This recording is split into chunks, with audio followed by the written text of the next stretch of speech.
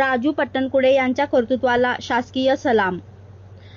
Maharashtra police दलात निष्कलंक व उल्लेखनीय सेवेसाठी दरवर्षी दिल्या जाणाऱ्या पोलीस महासंचालक सन्मान चिन्हाचा मान यंदा कोल्हापूरच्या राजू पट्टणकुडे यांना मिळाला आहे। सध्या ट्रॅफिक विभागात कार्यरत असलेले पट्टणकुडे हे यापूर्वी स्थानिक गुन्हे अन्वेषण विभागात अधिकारी म्हणून कार्यरत होते। राजू पट्टणकुडे यांनी आपल्या प्रामाणिक व निस्वार्थ सेवेने पोलीस खात्यातील उल्लेखनीय कार्यगती सिद्ध केली आहे। समाजातील कायदा सुव्यवस्था टिकवण्यामध्ये त्यांचे योगदान लक्षणीय मानले जाते।